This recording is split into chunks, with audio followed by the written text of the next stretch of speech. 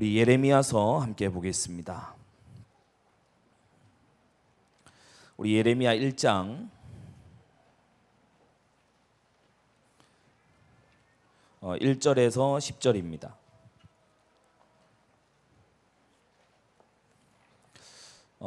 이미 교재를 파악하시고 교재를 펴시는 분들도 있습니다. 교재 안에 성경 본문이 다 수록되어 있습니다. 그래서 교재를 통해서 여러분이 또 정리하시면 되겠습니다. 제가 읽겠습니다. 베냐민 땅 아나돗의 제사장 중 hil기야의 아들 예레미야의 말이라. 아몬의 아들 유다 왕 요시야의 다스린 지 13년에 여호와의 말씀이 예레미야에게 임하였고, 요시야의 아들 유다 왕 여호야김 시대부터 요시야의 아들 유다 왕 시드기야의 제11년 말까지 임하니라. 이에 5월에 예루살렘이 사로잡히니라. 여호와의 말씀이 내게 임하니라. 이르시되, 내가 너를 복중에 짓기 전에 너를 알았고, 네가 태에서 나오기 전에 너를 구별하였고, 너를 열방의 선지자로 세웠노라 하시기로, 내가 가로되 슬프도소이다. 주 여호와여, 보소서, 나는 아이라 말할 줄을 알지 못하나이다. 여호와께서 내게 이르시되, 너는 아이라 하지 말고 내가 너를 누구에게 보내든지 너는 가며, 내가 내게 무엇을 명하든지 너는 말할지니라. 너는 그들을 인하여 두려워 말라. 내가 너와 함께하여 너를 구원하리라. 나 여호와의 말이니라 하시고, 여호와께서 그 손을 내밀어 내 입에 대시며 내게 이르시되, 보라, 내가 내 말을 네 입에 두어노라. 보라, 내가 오늘날 너를 열방 만국 위에 세우고 너로 뽑으며 파괴하며 파멸하며 넘어뜨리며 건설하며 심게 하였느니라. 아멘.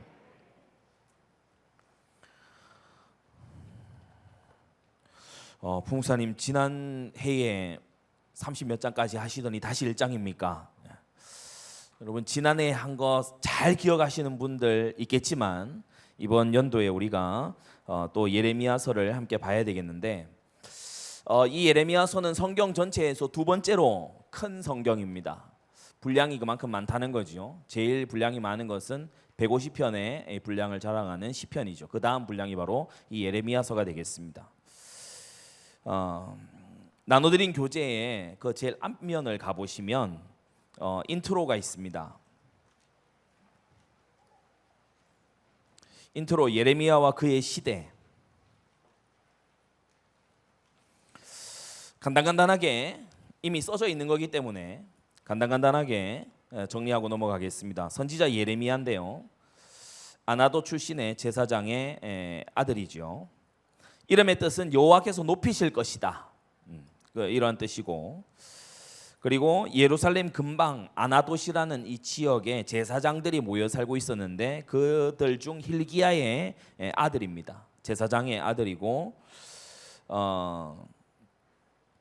기원전 645년에 출생해서 627년부터 587년까지 사역한 것으로 대략 짐작이 되는, 그가 부름받은 시기는 성경에 명시되어 있기 때문에 기원전 627년이 정확하고요. 자, 세 번째, 파면된 제사장 아비아달의 후손인데, 혹시 강단 말씀 잘 들은 분들은 아비아달이 기억나시나요? 높 땅의 제사장들이 사울에게 학살당할 때 그때 도망쳐 나와서 다윗의 그 무리들과 함께 합류했던 사람이 이 제사장 아비아달이죠. 그래서 다윗과 동고동락을 함께했던 그 조상 아비아달의 후예가 바로 이 예레미야입니다. 나중에 이 아비아달이 다윗 치세 동안에 제사장으로 잘 활약하다가 그만 열왕기상 2장에 가서 보면 학기세 아들 아도니아가 반란을 할 때 여기에 가담을 해요. 그래서 아도니아가 왕이 된 게 아니고 솔로몬이 왕이 됐잖아요. 그래서 솔로몬에 의해서 사독 제사장 가문이 국가 제사장으로 발탁이 되고, 이 아비아달 계열의 제사장들은 밀려나게 됩니다. 왜냐? 반란에 가담했었기 때문에. 그래서 아비아달의 후손이다, 이것은 한때는 다윗과 함께 했지만은 반란에 가담한 죄로 비주류로 밀려난 그러한 제사장의 후예다, 이걸 말하는 거죠.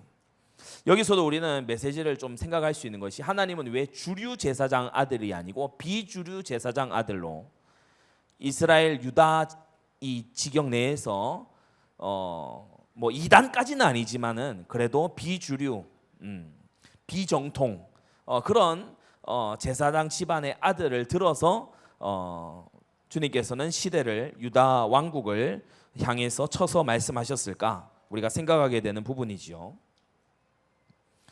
하나님께서는 사람의 세운 정통보다 하나님의 말씀이 세워지기를 원하십니다. 그리고 이 예레미야는요, 독신으로 평생을 살았고, 그리고 고향에서 배척당했어요. 사역 중에 많은 핍박을 받았죠. 이러한 세 가지 모습을 동시에 가지신 분을 우리가 잘 압니다. 그죠? 바로 예수님을 예표하는 인물이에요. 독신으로 사시고 고향에서 배척당하시고 사역 중에 많은 핍박과 살해 음모까지도 이 예레미야에게 있었고, 나중에 원치 않는 애굽으로 끌고 가서 이 예레미야를 죽이고 맙니다. 그런 이제 이 예레미야에 대해 살펴봤고, 두 번째, 예레미야의 시대예요. 예레미야의 시대는 그야말로 근동의 질서가 격변하는 시기였어요. 근동의 패권, 근동이라 하면 이제 팔레스타인, 지금의 이스라엘과 팔레스타인 지역을 말합니다. 627년 예레미야가 부름받은 연도부터 586년, 이 587년 오고 586년으로 이렇게 우리가 연도 계산법에 따라 좀 다른데 보통은 586년, 예루살렘이 멸망할 때까지 약 한 40여년을 이 사역한 예레미야인데요. 그동안에 아수르에서 바벨론, 애굽이 이렇게 대립하는 구도에서 바벨론이 패권을 잡는 그러한 정세로 넘어갑니다. 그 다음 장을 보시면 남유다 요시야 왕의 족보가 나오죠. 예레미야가 활동하던 시대에 이 유다 왕국 최후의 5 왕들이 등장을 합니다. 바로 요시야 16번, 그리고 17 여호아하스, 살룸이라고도 부르고, 그리고 18번 여야김, 엘리야김이라고도 부르고, 이 괄호 안에 들어있는 이름은 왕의 칭호가 아니고 왕 되기 전에 이제 왕자였을 때의 이제 이름들이죠. 그리고 여호야긴으로 갔다가 여호야긴이 잡혀가고 난 다음에 20번째 시드기야, 유다 왕국의 마지막 왕이 되겠고, 이 요시야의 아들이지요. 그래서 요시야의 아들과 손자들이 최후의 유다 왕국의 왕들을 했다. 그걸 아시면 되겠습니다. 순서는 거기 제가 연표를 그려놓은 그것과 같고요. 자, 큰 세 번째로 넘어갑시다. 자세한 사건들은 이제 본문에서 볼 거기 때문에 예레미야서의 구조입니다. 구조를 살펴볼 수 있는 방법이 1번, 2번, 3번에 이렇게 돼 있는데, 제가 여러분에게 소개하고 싶은 예레미야서의 전체 구조를 볼 수 있는 방법은 이 3번입니다. 예레미야의 사역에 따른 구조. 방금 읽은 1장 10절에 예레미야에게 하나님께서 6가지를 시키셨죠. 뽑고 파괴하고 파멸하고 넘어뜨리고 건설하고 심는 것. 근데 이거 살펴보기 전에 1번에 먼저 장르에 따른 구조입니다.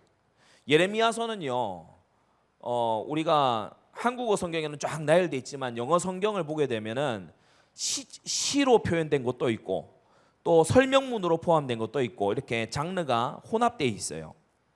그래서 예레미야서는 노래인가 편지인가 논설문인가 역사서인가 이게 다 들어있다고 보시면 됩니다. 이게 다 같이 들어있어요. 그래서 신명기적 산문, 이게 무슨 뜻이냐, 하나님의 말씀을 다시금 기억하라고 하는 그러한 설명문, 그것과 비탄시의 시문, 그러니까 굉장히 사람이 비애를 느끼고 슬퍼할 때에 그때의 시를 막 쓰는, 노래한 슬픔의 노래를 하는, 이것이 같이 들어있지요. 우리가 산문, 줄글로 되어 있는 그것을 시적으로 읽으면 안 되고 또 시를 산문으로 읽으면 안 되죠. 그래서 예레미야서를 읽고 해석하는 데 있어서는 굉장한 이렇게 스킬이 필요합니다. 이게 산문인지 운문인지부터 우리 초등학생들 잘 모를 수 있어요, 그죠? 이게 지금 설명하는 건지 묘사하는 건지, 자 이렇게 얘기도 어려워요. 자, 이게 지금 진지한 얘기인지 마치 내 마음은 꽃과 같아 이렇게 말하는 건지, 이래도 어려워요. 주여. 네, 혼재된 복합 구조입니다. 그래서 이 장르도 있고 저 장르도 있고, 그래서 읽는 법이 이 구문에 따라 다를 수 있는데, 제가 이후에는 이게 무슨 장르다 설명 없이 그냥 막 해석을 해드릴게요. 힘든 건 제가 다 하고 이게 운문이다 산문이다 그거 분류하는 거는 제가 집에 다 해놨고 여러분에게는 떠먹여 드리겠습니다. 자, 그리고 두 번째 선지적 소송이에요. prophetic lawsuit. 그래서 이 이사야, 예레미야, 호세아 이런 선지자들을 하나님의 검사들이라고 부릅니다. 왜냐하면 소송을 걸거든요. 하나님의 법을 위반했어. 하나님의 법을 어겼어. 그래서 이 하나님의 검사들, 하나님의 prosecutors, 하나님의 검사들, 법관들이 나와서 이스라엘을 고발해요. 유다를 고발해요. 이들이 뭐가 잘못되었다. 두 갈래의 미래를 제시하지요. 너희가 장래에 너희가 알지 못하는 큰 위로 속에 들어가는 그 에스겔적인 그러한 미래가 너희에게 있을 수 있고, 또 에스라의 이 미래가 있을 수 있는데, 그것은 현실에서 막 맞닥뜨려서 싸우면서 그러니까 이 두 개가 함께 가는 거예요. 먼 장래에 있을 소망도 바라봐야 되지만 눈앞에 있는 현실에서 이 말씀을 부여잡고 치열하게 사는 그 삶도 동시에 있어야 된다. 우리 신자들에게 이게 두 가지가 사실 함께 있어야 되죠. 여러분, 먼 미래의 소망을 반드시 가져야 됩니다. 현실에 매몰되면 안 돼요. 우리는 장래 큰 영광이 나타날 것을 믿고 좌절하지 않고 가는 하나님 백성들이죠. 그런데 또 한편으로는요, 무조건 잘 될 거야, 그냥 장밋빛 미래만 그리고 현실과 전혀 상관없이 사는 것도 맞지 않습니다. 말씀을 붙잡고 현실과 씨름하는 그러한 영성이 또 필요하다는 거예요. 이 두 가지가 함께 있는 것이 바로 예레미야지요. 박윤선 박사님은 이 예레미야서를 아주 심플하게 정리를 했는데, 1장에서 45장까지는 신정국과 유다에 대한 예언이고 46장에서 52장은 열국에 대한 예언이다. 역시 선배님 아주 심플하게 정리를 해주셨어요. 저는 박윤선 박사님 주석을 볼 때마다 야, 깊이 안 들어가시는구나. 이분이 깊이 들어갈 실력이 계신데, 이 보면은 자꾸 이렇게 떠서 수영을 하세요. 잠수를 안 하시고 자꾸 떠서 이렇게 자유형하시고 배영하시고 막 이렇게 하시거든요. 저는 약간 좀 깊이를 원하기 때문에, 왜냐하면 깊이에서 나오는 그 진액이 있어요. 그걸 우리 성도님들이 좀 드셨으면 좋겠어서. 여하튼 박윤선 박사님의 정리는 굉장히 깔끔하다. 자, 두 번째, 연대기 주제별 chronological thematic structure라고 연대기 주제별 구조입니다. 연대기를 기본으로 해서 주제별로 서술한 건데, 이 이제 단락에 따라서 제가 전체 구조를 지금 책자를 준비를 했습니다. 1장은 부름받은 예레미야, 2장에서도 20장은 예언과 애가에 대해서, 36장까지는 이 여호야김부터 시드기야까지 이 네 명의 왕들에 대해서, 그리고 예루살렘 함락 직전의 일들에 대해서, 열국을 향해서, 그리고 52장 마지막에 에필로그 후기에 대한 기록. 자, 예레미야 사역에 따른 구조가 이제 여러분에게 알려드릴 구조라고 했죠. 그것은 바로 예레미야 1장 10절에 나오는 말씀에 따라서 예레미야서를 딱 이렇게 파악을 한 겁니다.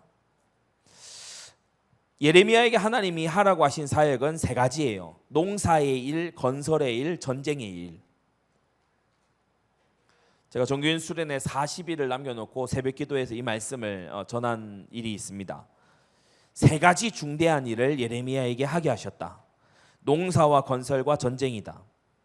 사실 인간의 삶을 보면요, 농사, 뭘 심어서 뭘 거둬 먹을 거냐, 그리고 건설, 뭘 세우고 이루갈 거냐, 무엇을 부술 거냐, 그리고 전쟁, 살 것이냐 죽을 것이냐, 여기에 인생이 다 들어있는 거예요. 농사, 건설, 전쟁입니다. 유다에게 경고하는 것이 각각 이 카테고리에 딱딱 맞게 들어갑니다. 2장, 3장, 4장에서 6장 이렇게 쭉 들어가고요. 11장, 12장은 계속해서 뽑고 파괴하고 파멸하고 넘어뜨리는 이러한 일을 예레미야가 하게 되니까 예레미야가 탄원을 합니다. 어떻게 이렇게 하나님의 백성이 고통 중에 있을 수 있습니까? 그 이후에 이제 하나님 주신 답이 공평하신 하나님이라는 답이고, 13장부터 쭉 이런 이제 구조, 심판의 징표 역시 썩은 뱃띠, 취함과 파괴, 취해서 이제 서로 싸우고 이 부서지는 거예요. 건물이 무너지듯이 그런 이제 구조로 아래 52장까지 쭉 이제 파악을 할 수 있습니다. 우리 들어가 보겠습니다. 1장.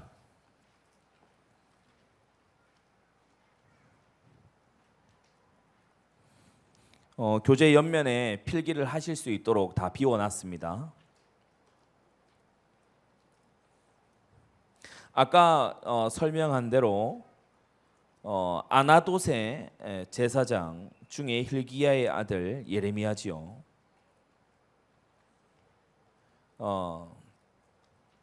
기원전 627년에 부름을 받았습니다.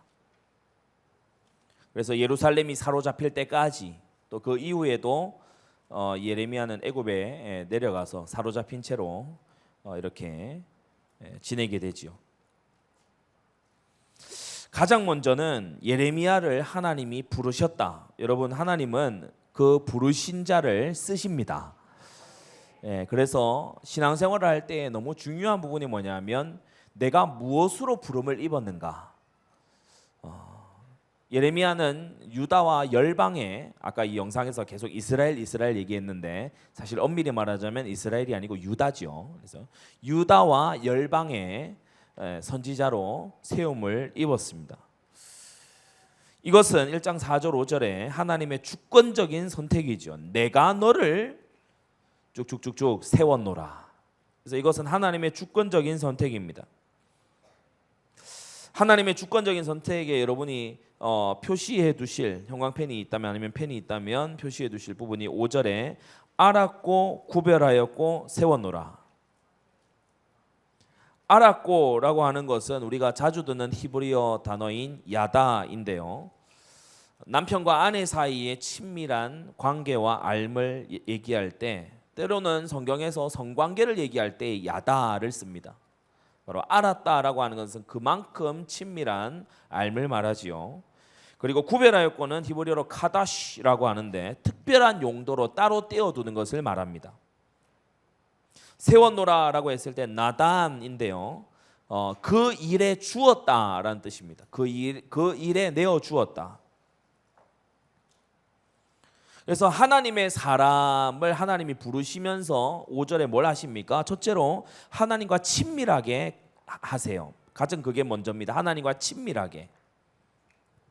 하나님과 친밀하고 가깝게 먼저 그렇게 이끄시고, 그리고 카다시 구별되죠. 너를 구별하였고, 구별됨. 다른 사람들과 구별된 경험을 하게 하시고 구별된 생애를 살게 하시고, 그리고 이 예레미야는 하나님의 메시지에 받쳐진 종이에요. 우리 한국어 성경에 너를 열방의 선지자로 세웠노라 그냥 임명 정도로 생각할 수 있지만 사실은 예레미야는 하나님의 말씀에 받쳐진 종이죠. 그래서 우리가 말씀의 종이다 이렇게 부른다는 겁니다. 하나님의 사람은 하나님과 친밀하고 구별되고 하나님의 일에 받쳐진 헌신된 그런 사람이죠. 이 예레미야가 두 번째로 어려움을 겪습니다. 예레미야의 어려움은 세 가지 부분인데요. 정치적인 상황 때문에 어려움을 겪어요. 왜냐하면 당시 유다의 판단은 바벨론에 대항해서 모압과 연합군을 이뤄서 저 북방에서 몰려오는 바벨론에 대항하는 것이었습니다. 그게 당시 유다 왕실의 어떤 정치 외교적인 입장이었죠. 애굽의 도움을 등에 업고 저 바벨론에 맞서 보겠다라고 하는 거죠. 근데 하나님이 예레미야에게 주신 말씀은 바벨론에 항복하라는 게 말씀이었기 때문에 정치적인 상황으로 어려움을 당하고요. 두 번째, 종교적인 상황으로 어려움을 당합니다. 앞서 얘기한 대로 예레미야는 비주류의 비정통의 선지자였죠. 그래서 종교적인 상황 때문에 예루살렘에 자리한 그 제사장들과 선지자들로 인해서 어려움을 당하고, 그리고 개인적인 역량이 예레미야에게 좀 벅찹니다. 예레미야가 중간에 고민도 하고 고뇌도 하고 슬퍼하기도 하고 못하겠다고 얘기하기도 하고 그렇게 하는 이 어려움이 있죠. 그러나 셋째, 하나님은 이 예레미야에게 대위임령을 주시는데 뭐냐면 내가 너를 누구에게 보내든지 너는 가야만 한다. 누구 앞에 세우든지 너는 말해야만 한다. 그것을 명령하시죠. 그래서 하나님의 절대적인 권위, 넌 두려워하지 말아야 된다. 입에 두신 하나님의 말씀을 그대로 전해야 된다. 그것을 7절에 특히 말씀하시죠. 내가 네게 무엇을 명하든지 너는 말해야만 된다. 예레미야에게 네 번째 명령된 세 가지 사역은 뭡니까? 앞서 말씀드린 대로 뽑고 심는 농사의 일, 파괴와 건설하는 건설의 일, 그리고 파멸하고 넘어뜨리는 전쟁의 일입니다. 그래서 농사와 농사 사이의 건설, 우리 앞서 앞면에도 나와 있죠. 농사 사이에 건설이 있고 건설 속에 전쟁이 있는,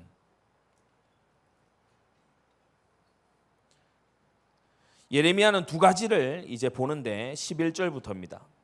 여기는 읽은 본문이 아니니까 눈으로 따라오세요. 11절에 내가 살구나무 가지를 보나이다. 그리고 13절에 보면 끓는 가마를 보나이다. 그 면이 북에서부터 기울어졌나이다. 이렇게 말하고 있죠. 그래서 이 살구나무를 뜻하는 히브리어 단어는 샤케드입니다. 샤케드. 이 살구나무 샤케드는 그 표현 자체가 쇼케드라는 단어에서 나왔는데 그것은 바로 주목하여 지켜보다라는 뜻입니다. 그러니까 살구나무의 이 히브리어식으로 살구나무를 표현하자면 지켜보는 나무 또는 깨우는 나무. 우리가 개회 예배 때 받았던 말씀 7장 11절에 너희가 이 성전이 강도의 구렬로 보이느냐 내가 정녕 그것을 보았노라. 그게 바로 쇼케드입니다. 하나님이 지켜보신다. 하나님이 보고 계시고 하나님이 보다가 깨우신다. 이 살구나무는 팔레스타인 지역에서 모든 나무들을 깨우는 나무로 불렸어요. 왜냐? 가장 먼저 싹트고 열매 맺기 때문에 모든 나무들을 깨우는 나무. 그래서 이름이 이제 쇼케드에서 기원한 샤케드가 된 겁니다.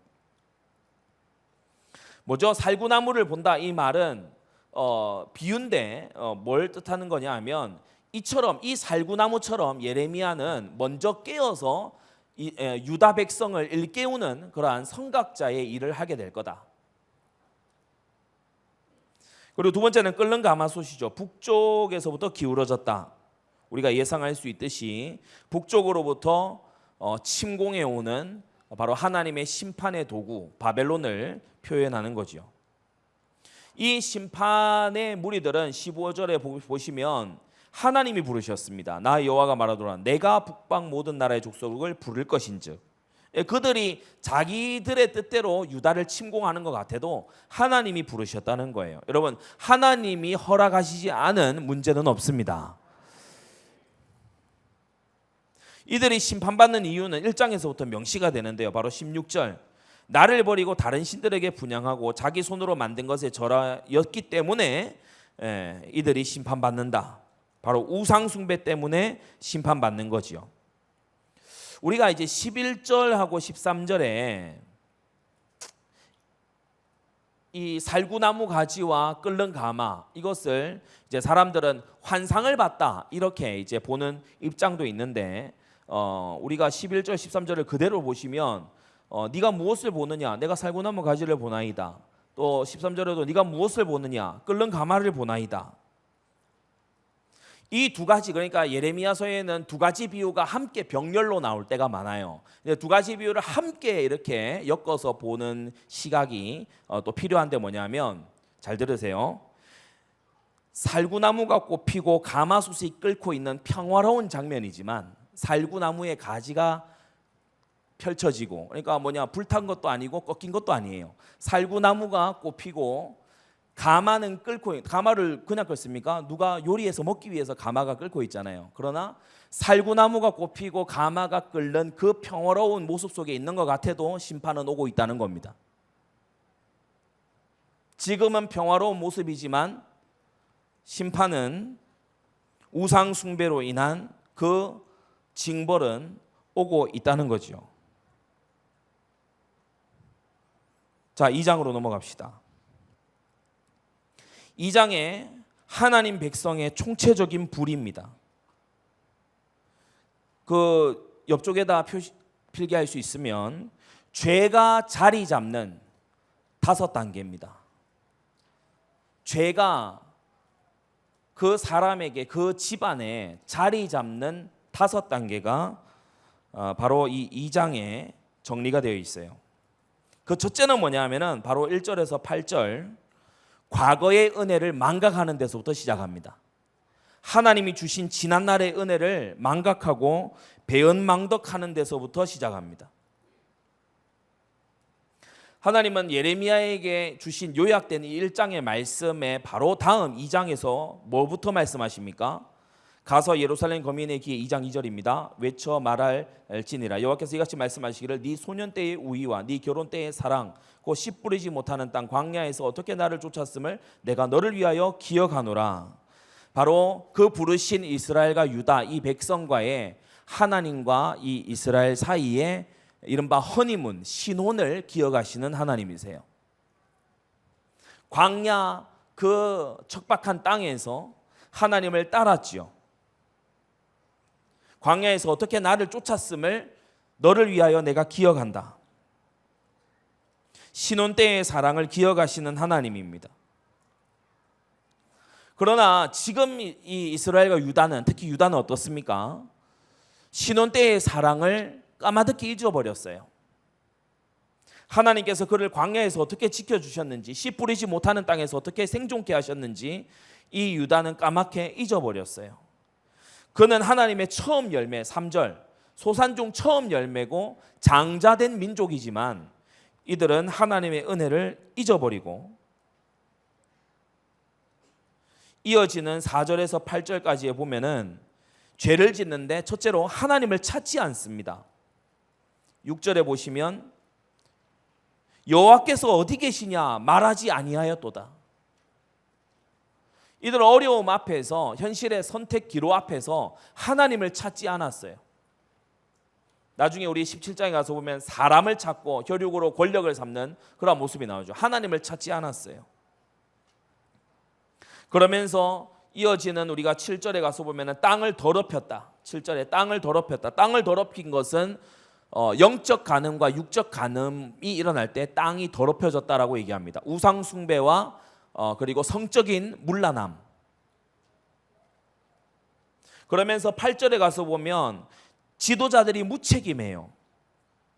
제사장들은 여호와를 찾지 않아요. 2장 8절이 굉장히 적나라하게 유다의 현실을 말씀하고 있죠. 여호와께서 어디 계시냐 하시지 않고 법잡은 자들, 판관들, 사사들도 하나님 알지 못하고 관리들은 항거하고 선지자들은 바알의 이름으로 예언하고 우상 숭배를 주동하고 이렇게 하는 거예요. 그래서 제사장과 왕과 선지자의 총체적인 타락, 직분자와 지도자들이 처음 사랑을 잊어버리고 하나님을 배반한 이 배은망덕이 죄가 자리 잡는 첫 번째 시작입니다. 여러분, 은혜가 떠난 곳에 죄가 틈탑니다. 여러분, 은혜에 강한 자 되세요. 여러분, 사랑은요, 하나님을 경외하는, 하나님을 사랑하는 자는요, 하나님께 받은 것을 생각합니다. 하나님께 못 드린 것에 슬퍼하고 하나님께 받은 것을 생각합니다. 이 반대는 뭐죠? 하나님께 못 받은 거 생각하고 내가 한 거 막 생색내는, 그거는 사랑의 모습이 아니죠. 우리가 인간간의 관계에서도 그렇습니다. 서로가 사랑의 관계가 되려고 하면 서로가 고마움을 알고 서로가 자신이 이 상대로부터 받은 것을 너무 고맙게 크게 여기고 못 해준 것을 미안하게 여길 때 이게 정말 사랑하는 아름다운 마음이잖아요. 근데 그 반대가 돼야 된다는 거예요. 그 반대가 되면 안 된다는 거죠. 자, 두 번째, 죄가 자리 잡는 5단계 중에 두 번째는 바로 책임 망각과 우상 숭배입니다. 이스라엘과 유다는 책임이 있어요. 다른 모든 이방 민족들에 대한 책임이 있죠. 그런데 하나님은 도리어 9절에서부터 보면은 10절에 나오는 기띔 섬들에 건너가 보며 게달에게도 사람을 보내어서 이 같은 일의 유무를 자세히 살펴보라. 하나님 모르는 이방 민족들은 도리어 우상 숭배를 신실하게 해요. 한 우상을 택해서 신실하게 섬겨요. 신을 바꾸지 않아. 그런데 유다 백성들은 신을 바꾼다고 했죠. 배교는 가장 어리석고 우상 숭배는 가장 무익합니다. 그래서 아까 2장에 그 뽑는 그런 농사의 의미가 들어있다고 했는데 그것이 바로 2장 13절입니다. 백성이 두 가지 악을 행했는데 이것은 농사에 있어서 최악의 일을 한 거예요. 뭐냐면 생수의 근원은 버리고 터진 웅덩이를 이 구에다가 하는, 물을 저축지 못할 터진 웅덩이를 구하면 그 농사는 다 망쳐버리겠죠. 그래서 하나님이 이들에게 재앙을 내려서 이들의 심는 바가 뽑히게 한 게 아니고 사실은 이들이 스스로 자신들의 이 살 길을 막아버린 겁니다. 그게 2장 13절. 그 앞에 2장 12절을 보면 너 하늘아 이 일을 인하여 놀랄지어다 그랬죠. 이 하늘과 천지, 하늘과 땅은 신명기 30장 19절에 보면 하나님과 이스라엘 사이의 언약의 증인이에요. 우리가 어떤 언약이나 계약을 체결할 때 반드시 증인을 동석하게 돼 있습니다. 그죠? 하나님은 이스라엘과 언약을 체결하실 때 천지를 불러서 증거를 삼겠다라고 신명기 30장 19절에 말씀했어요. 그런데 이제 예레미야서에는 하나님이 그 증인을 다시 소환하셔서 너 하늘아 놀랄지어다라고 이 계약이 파괴되고 이 언약이 부서진 것에 대해서 하나님이 말씀하십니다. 자, 세 번째, 죄가 자리 잡을 때 보면 첫 번째는 은혜를 망각하고, 두 번째는 바로 이 나름대로 자기 웅덩이를 파는, 그러니까 생수의 근원은 버리고 나름대로 자기 웅덩이를 파는 나름대로가 있다면, 은혜를 잊고 두 번째는 나름대로 하는 게 있다면, 세 번째는 다른 것을 의지하는 거죠. 그게 바로 헛된 동맹을 의지했던 겁니다. 2장 14절에서부터 19절. 특히 18절에 보게 되면은 네가 시올의 물을 마시, 시올은 유프라테스 강을 말합니다. 애굽 길에 있으면 어찌미며 또 그 하수를 마시려고 아수르 길에 있으면 어찌미뇨. 그러니까 애굽 가서 물을 구걸하고 아수르에 가서 물을 구걸하는 이러한 이제 상징으로 표현을 하셨는데, 다른 것을 의지해요. 그러니까 여러분 이게 보면 연쇄 반응입니다. 그죠? 은혜를 망각해요. 하나님의 은혜를 잊어버렸어요.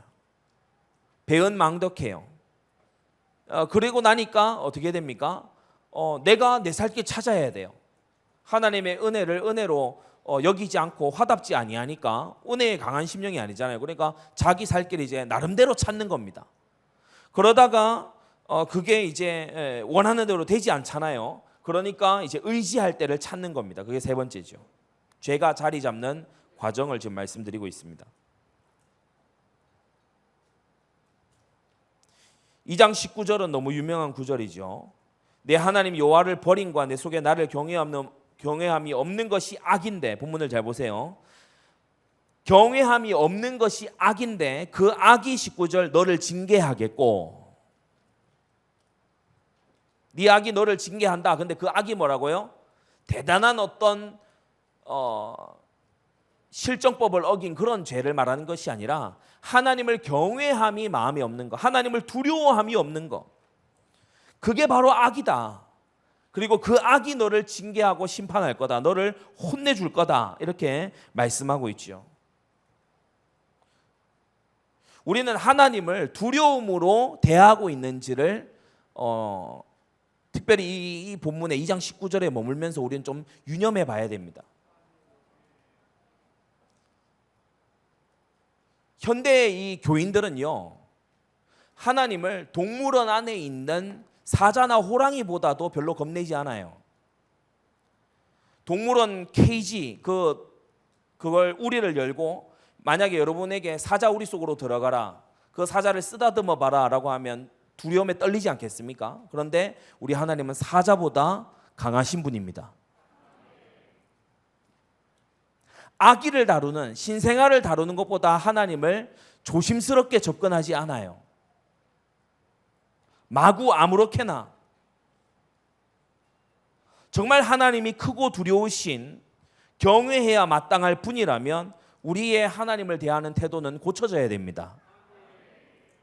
하나님이 정말 누구이신가를 알았다면 우리는 우리의 신앙과 교회의 생활을 이대로 놓아두어서는 안 되는 거지요.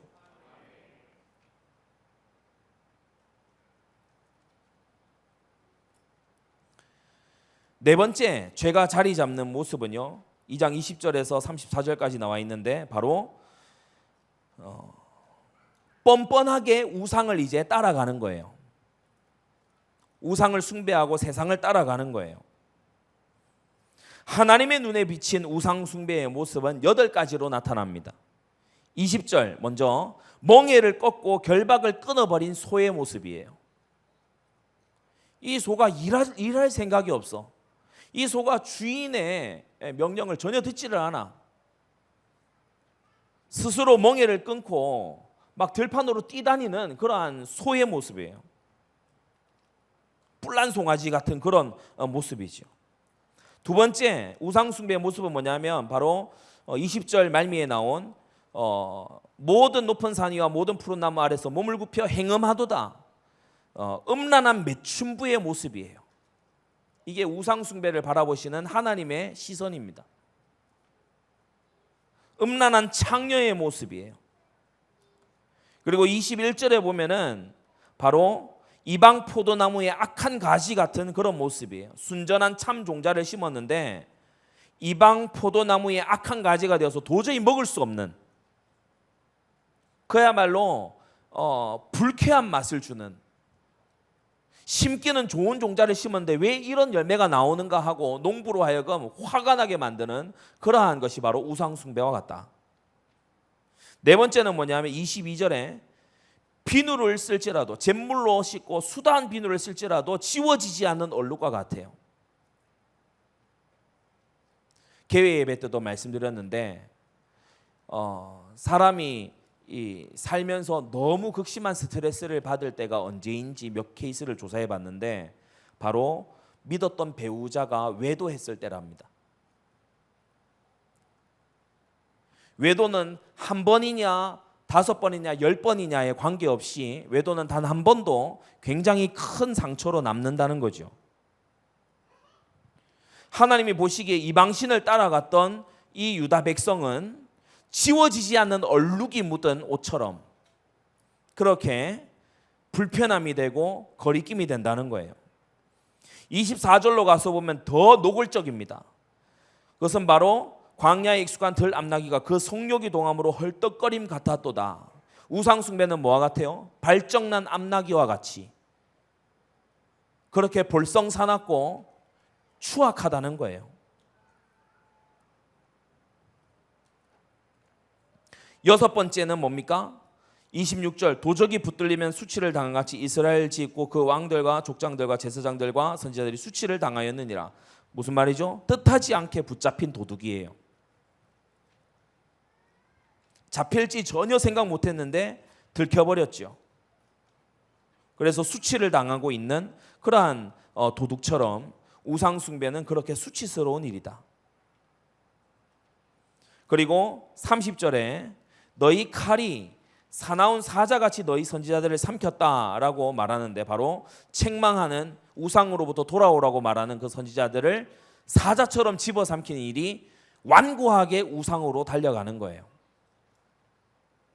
그리고 34절 여덟 번째로 네 옷단에 죄 없는 가난한 자를 죽인 피가 묻어나니 그들이 당구멍을 뚫음이 이남이 아니라 오직 이 모든 일로 너를 책망함을 이남이니라. 우상 숭배를 책망하는 하나님의 종들을 쳐 죽인 그와 같은 이 짓이 바로 우상 숭배와 함께 일어난 일이죠. 어쩔 수 없이 집안에 침범하는 도둑을 막기 위해서 어쩔 수 없이 방어하다가 피가 묻은 것이 아니라 아주 계획적으로 우상을 아주 체계적으로 준비해서 섬긴 그러한 모습이다. 그래서 뭡니까? 죄가 자리 잡을 때 보면 처음에 은혜에서 멀어져 버려요. 여러분 은혜의 자리를 사수하시기 바랍니다. 그리스도 예수 안에 있는 은혜 속에서 강해야 돼요. 은혜가 비켜선 자리에 죄가 슬며시 들어옵니다. 그러면서 얘기합니다. 너 네 앞길 네가 간수해야지. 네 앞가림 네가 해야지. 너 기도할 시간에 네 우물 네가 파야지. 생수의 근원 그런 거 찾지 말고 네가 터진 웅덩이라도 네 힘으로 해내야지. 굉장히 주체적인 것처럼 나름대로 해요. 그리고 세 번째, 나름대로 하는 그러한 사람들 속에서 서로를 의지하기 시작해요. 애굽을 의지하고 아수르를 의지하고 동맹관계를 의지하고 돈독한 관계를 막 추구하고, 그래서 이런 저런 사람들을 등에 업고 자신의 인생을 경영해 보려고 하는 것이 3단계. 4단계는 뭐죠? 그러다가 이제 세상을 향해 본격적으로 숭배하기 시작합니다. 우리는 바알 신상을 숭배하진 않아요. 그렇지만 돈을 숭배하고 탐심을 숭배하고 음란을 숭배하고, 마지막 5번째는 이제 이렇게 죄에 익숙해진 이 상태에서 마지막 죄가 한 사람 속에 또는 한 가문 속에 완전히 인을 찢고 딱 머물게 되는 게 뭐냐 하면 바로 죄에 대한 이중적인 태도입니다. 10페이지에 나오죠. 죄에 대한 이중적인 태도입니다. 이 2장을 보면요, 정말 이스라엘이요 정신없이 왔다 갔다 합니다. 자 보세요. 2장 20절에 보면 멍에를 꺾으면서 말합니다. 나는 순복지 아니하리라. 나 말 안 들을래요. 나 그 말 거절할게요. 나 안 들을 겁니다. 왜냐, 내 생각은 다르거든요. 나는 행음하는 거, 우상 숭배하는 거 이게 더 좋거든요. 나 이스라엘의 여호와 하나님 섬기는 나 안 할래요. 나 성전에 올라가서 제물 드리는 그런 건 안 할 겁니다. 나 거절합니다. 순복지 아니하리라 라고 해놓고 다 범죄해놓고 23절에 가서 뭐라고 합니까? 나는 더럽히지 아니하였다. 23절, 바알들을 쫓지 아니하였다. 앞에서 다 했잖아요. 근데 나 안 했다는 거예요. 죄가 오리발을 내미는 정도까지 되면 죄는 거의 완성된 상태입니다. 죄는 거의 다 건설이 마쳐진 상태예요. 나는 순복지 아니하리라 20절에 말하더니 이제 23절에 난 더럽히지 아니하였다. 나 더럽히지 아니하였다라고 얘기했는데 25절 마지막에 가서 보면 내가 이방신을 사랑하였은즉 그를 따라가겠노라 또 이렇게 말합니다. 그러니까 나 순종 안 할래요 라고 했는데 나 우상숭배 안 했거든요. 이렇게 정반대되는 말을 하더니 또 돌아와서 뭐라고 하느냐, 나 이방신 사랑하니까 나는 그를 따라가겠습니다. 27절에는 또 뭐라고 합니까? 나무를 향하여 너는 나의 아비라, 돌을 향하여 너는 나를 낳았다.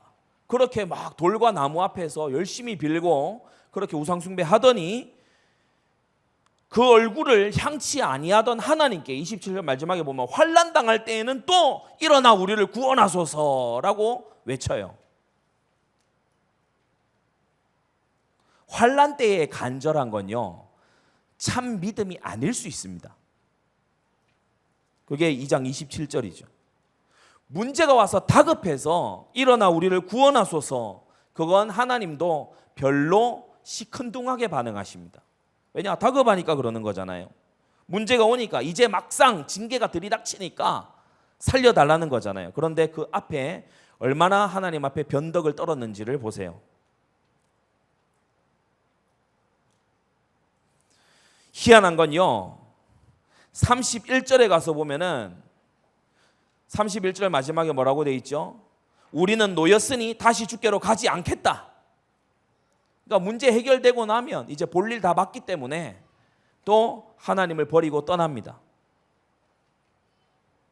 이렇게 하나님을 이용하고 떠나고 했으면서 35절에 가서 보면 나는 무죄하니 그 진노가 참으로 내게서 떠났다 하거니와 보라 내 말이 나는 죄를 범치 아니하였다 함을 인하여 내가 너를 심판하리라. 이 상태가 딱 되는 거예요.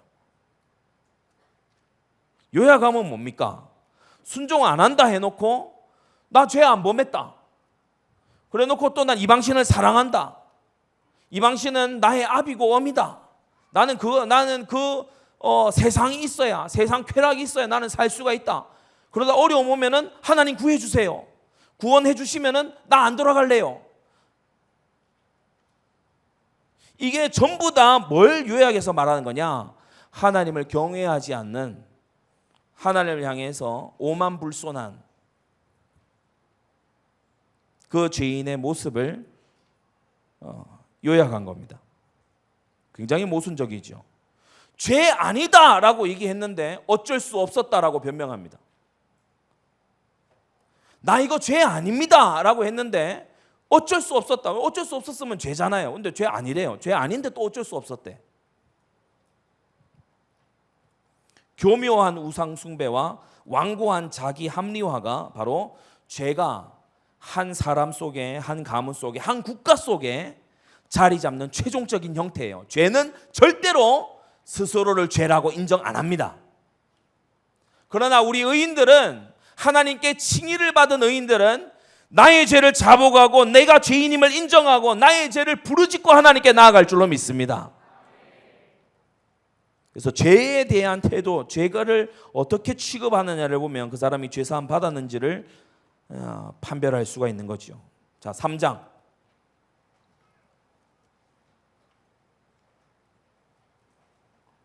3장 들어가기 앞서서 2장 30절에 보면 내가 너희 자녀를 때림도 무익함은 그들도 징책을 받지 아니함이라 그랬어요. 여러분, 거역은 내려갑니다.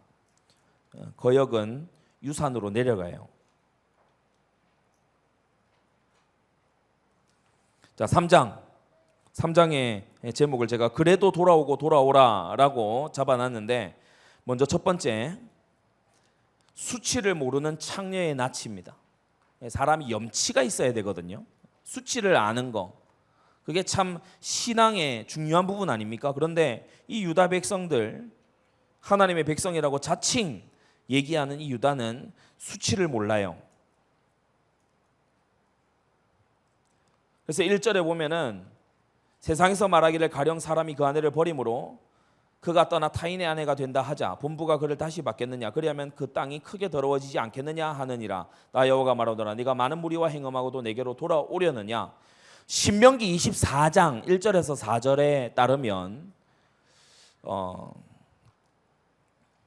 이혼하고 재혼한 여인은 그 본래 되는 남편에게로 돌아올 수 없어요.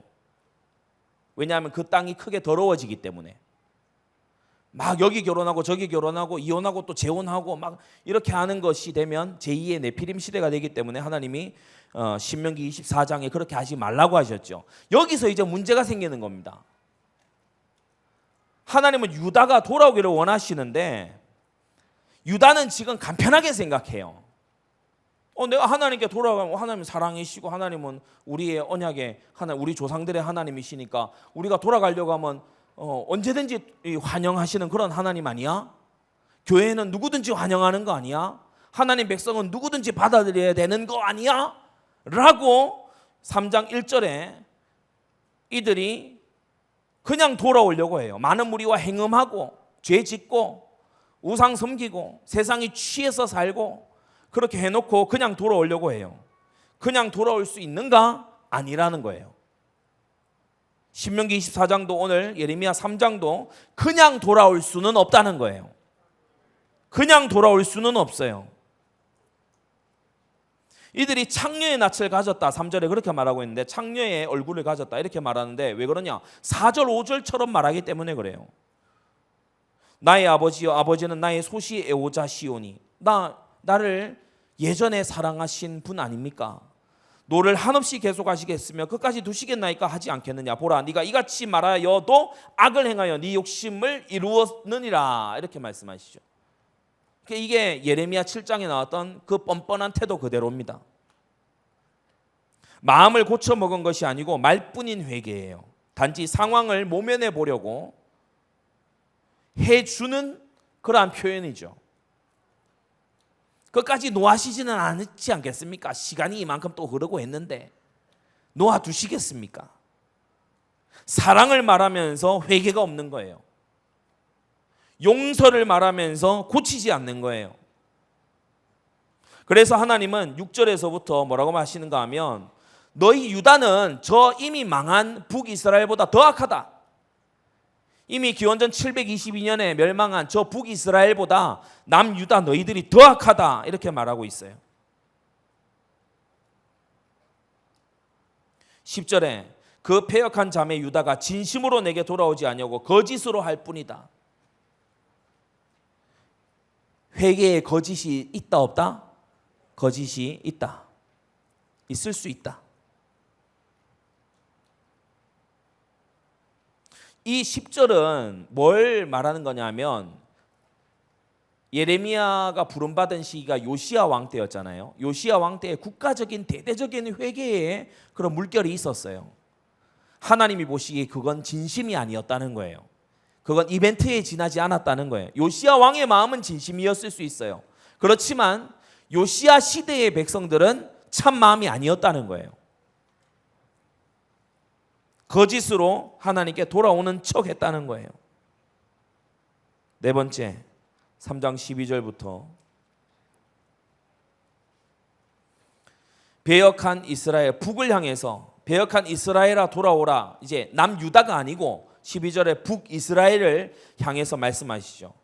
배역한 이스라엘아 돌아오라. 나의 노한 얼굴을 너희에게로 향하지 아니하리라. 나는 긍휼이 있는 자라. 노를 한없이 품지 아니하느니라. 여호와의 말이니라 하시고 13절에 회개의 절대적인 조건, 회개에는 반드시 있어야 되는 조건, 어찌 보면 이 유다에게 지금 딱 한 가지 조건을 하나님이 걸고 계신데 그게 뭡니까? 13절 다 같이 읽읍시다. 시작. 너는 오직 내 죄를 자복하라. 여기까지. 죄를 자복해야 돼요. 스스로 시인하고 죄에 대해서 진술해야 돼요. 여러분 기도하실 때 죄를 자복하십니까? 죄를 자복하는 기도를 하십시오. 진실로 죄를 자복하면요, 하나님께로 돌아갈 길이 열립니다.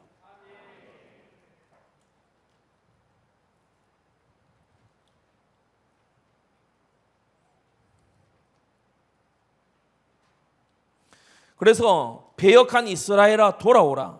14절에서도 보면요, 나 여호와가 말하노라. 배역한 자식들아 돌아오라. 나는 너희 남편임이니라 라고 하시는데, 그 돌아오라 돌아오라 하신 그 말씀의 한중간에 뭐가 있죠?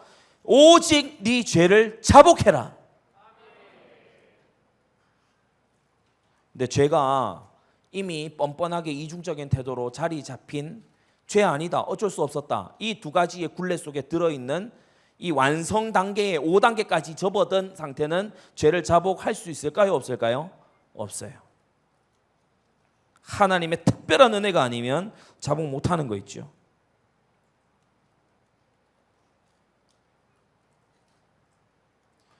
(14절부터) 보면 내가 너희를 성읍에서 하나와 족속 중에서 둘을 택하여 시온으로 데려오겠고, 그러니까 회개하는 자들이 이만큼 소수라는 거예요. 모두 다가 돌아오는 대역사면 얼마나 좋겠습니까? 근데 이 시대가 너무나 어둡기 때문에 돌아오는 자가 손에 꼽을 정도가 된다는 거예요. 15절 내 마음에 합하는 목자를 너희에게 주리니 그들이 지식과 명철로 너희를 양육하리라 라고 했지요. 그래서 하나님께 돌아오게 되면은 비전이 확장되는데, 하나님의 원래 계획이 이제 대로처럼 쭉 열리게 되는데, 그것이 바로 목자를 주시겠다. 그리고 우리가 16절에 보게 되면은 하나님의 언약궤를 눈에 보거나 만질 수 있도록 하는 것이 아니라 바로 하나님께서 마음의 언약을 심어 주실 것이고, 그러고 이제 열방이 17절 그리로 모여들게 될 것이다. 이 3장에서 말씀한 것은 나중에 30장에서 33장 새 언약에 대해서 말씀한 것에 더 자세히 나오죠. 자, 3장 22절에 가서 보면요, 이제 여전히 하나님이 돌아오라고 말씀하시죠. 배역함을 고쳐주리라. 돌아오는 조건은 하나입니다. 죄를 자복하는 거예요. 죄를 자복하는 거예요. 하나님께서 원래 이혼하고 다른 남자의 아내가 된 그 여자는 받아주면 안 된다는 것이 신명기 24장의 말씀이에요. 근데 하나님께서 지금 예레미야서에서, 예레미야도 율법을 알고 제사장과 서기관들도 다 율법 알죠. 신명기 24장 말씀 누가 모릅니까? 근데 그 말씀을 드시면서 하는 것이, 그렇게 불가능한 일인데 죄를 자복하기만 한다면 내가 돌아올 길을 내주겠다는 거예요.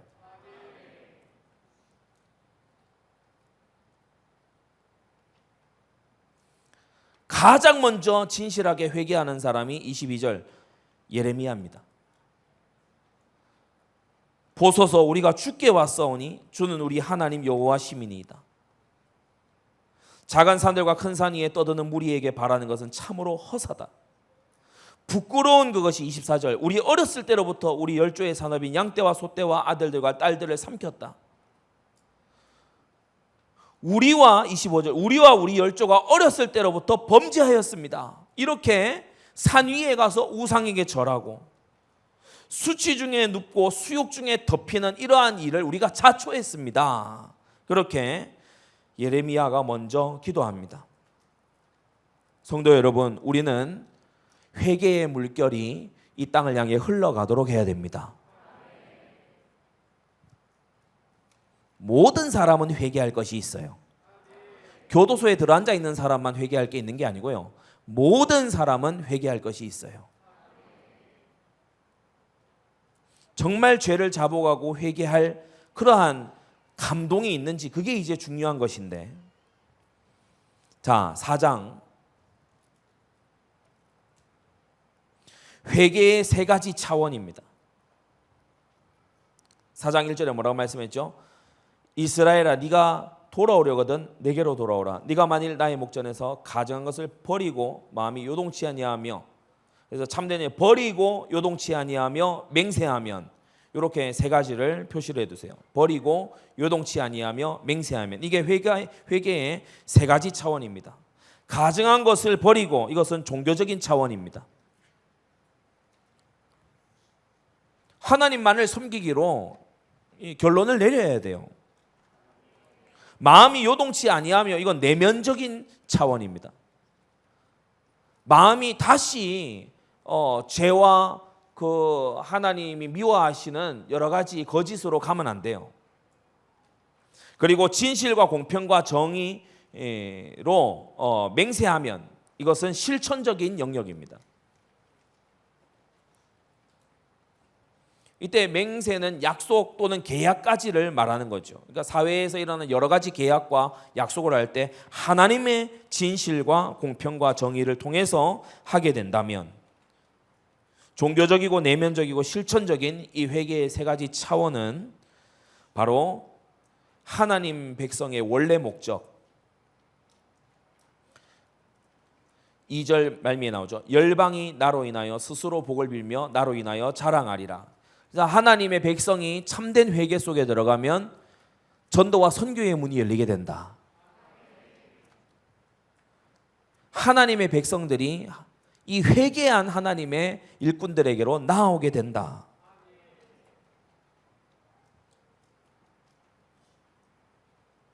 그래서 이 본문에서 좀 더 세밀하게 들어가서 4장 4절에 말씀하지요.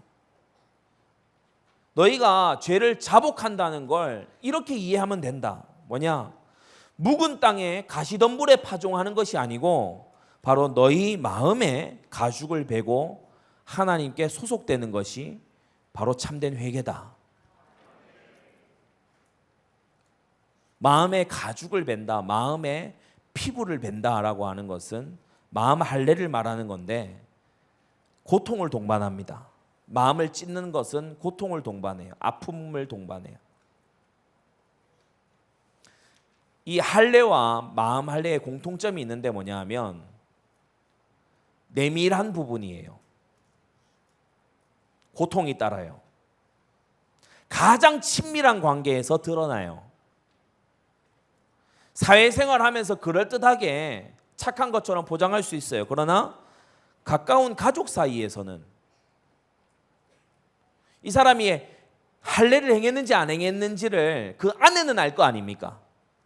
마찬가지로 하나님 앞에 마음의 할례를 했는지 안 했는지를 가장 가까운 사이에서는 계속해서 감출 수는 없어요. 드러나게 된다는 거예요.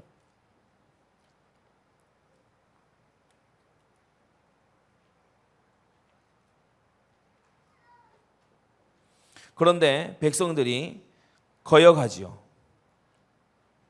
그렇지 아니하면 너희 행악을 인하여 나의 분노가 불같이 발하여 사르리니 그것을 끌 자가 없으리라. 이렇게 하신 대로 8절에 가서 보면 대저 여호와의 맹렬한 노가 아직 너희에게서 돌이키지 아니하였음이니라 라고 말합니다. 왜냐? 겉으로만 하니까, 마음으로 안 하니까 돌이키지 않아요.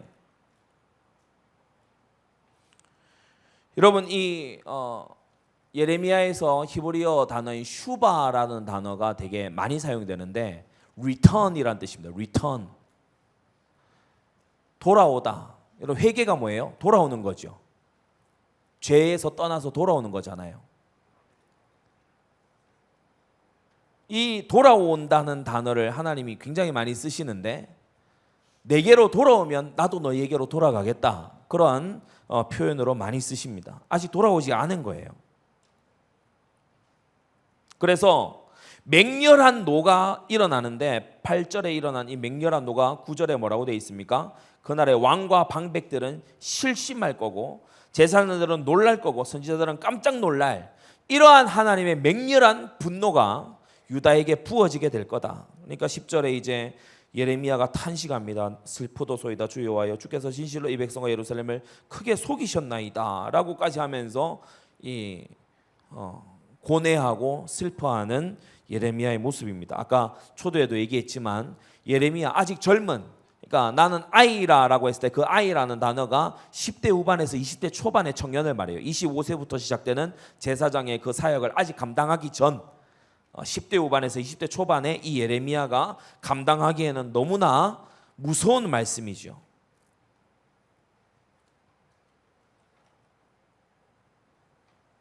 그래서 이제 순서대로 쭉 보면은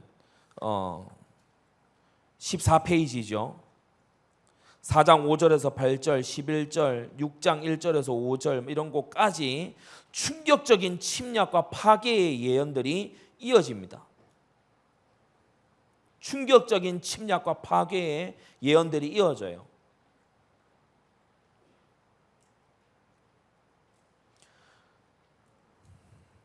특히 우리가 5장 10절에 가서 보면 다른 어떤 우리가 4장 23절에서부터 나오는 이 창조의 취소, 역창조, decreation. 그러니까 4장 23절 땅이 혼돈공허하고 빛이 없고 산들은 다 진동하고 요동하고 있고 사람도 없고 새가 다 날아갔고 이거 역창조잖아요. 그러니까 하나님이 창조를 통해서 주신 일반적인 은총도 다 걷어가신다는 거예요. 그런 것까지도 사실은 작은 일에 속해요. 뭐에 비하면 우리가 5장 10절에 가서 보면 너희는 그 성벽에 올라가 회파하되 다 회파하지 말고 그 가지만 꺾어버리라 여호와의 것이 아님이니라 라고 했어요. 그러니까 유다 백성이 하나님의 것이 아니라고 선언하시는 거예요. 너희는 내 백성이 아니야 라고 선언하시는 거예요.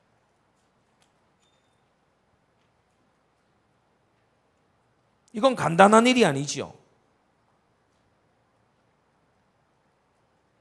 왜냐하면 유다 백성에게 하나님이 자신들의 것이 아니기 때문에 하나님도 그들이 나의 것이 아니라고 말씀하시는 겁니다. 우리는 하나님의 것이 되기 위하여서 하나님이 먼저 나의 가장 소중한 것이 되셔야 됩니다.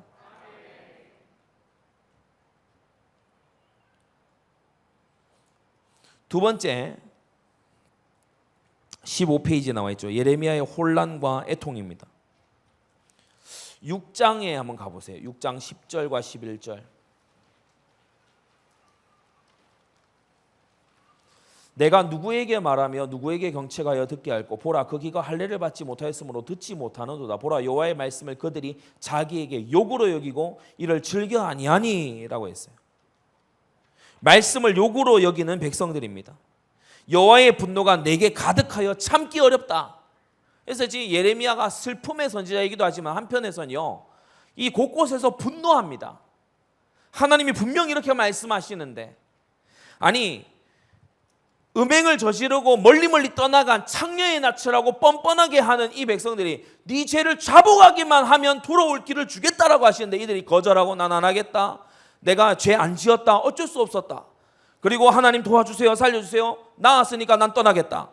이런 식으로 계속 나오고 듣지 않고 귀에 할례 받지 못해서 듣지 못하고 말씀을 전하니까 날 왜 욕하냐? 날 왜 찍냐? 날 왜 까냐? 이런 식으로 나가니까 11절 여호와의 분노가 내게 가득하여 참기가 어렵다. 그렇게 말하는 거 있죠.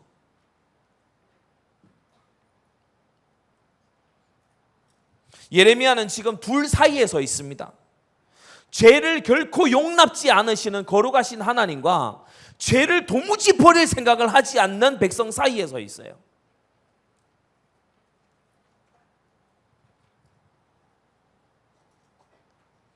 이 중보자의 고뇌죠. 4장 30절에 다시 뒤로 돌아가서 4장 30절에 보면요.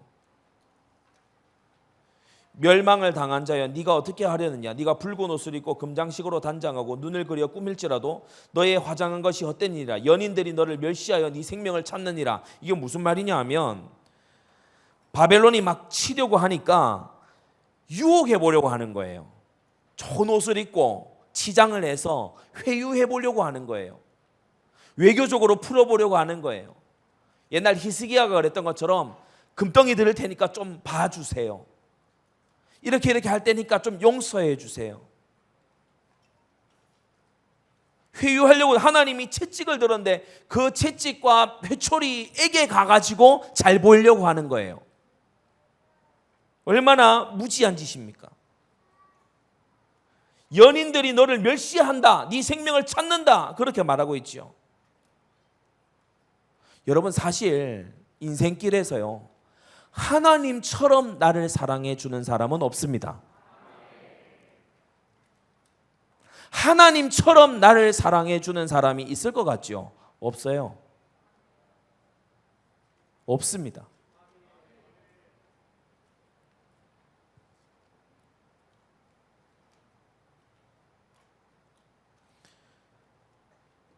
그러면서 이 백성들이 자꾸 다른 길로 면피해 보려고, 다른 길로 빠져나가려고 노력하는 동시에 세 번째, 거짓 예언을 이제 가서 의지합니다.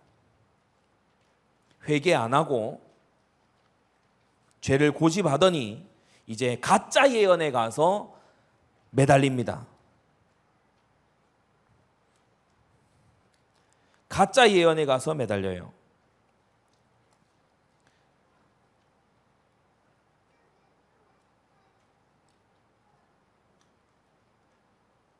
우리가 5장 12절에 보면 그들이 여호와를 인정치 아니하며 말하기를 여호와는 계신 것이 아닌즉 재앙이 우리에게 임하지 않을 것이요 우리가 칼과 기근을 보지 아니할 것이며 선지자들은 바람이라 말씀이 그들의 속에 있지 아니한즉 그같이 그들이 당하리라 하느니라. 그래서 하나님의 말씀을 전하는 사람을요 지나가는 바람처럼 여겨요. 우리가 훌훌 부는 바람에 집중하고 주의를 줍니까 어디? 주의를 집중 안 하지요. 그것처럼 여긴다는 거예요.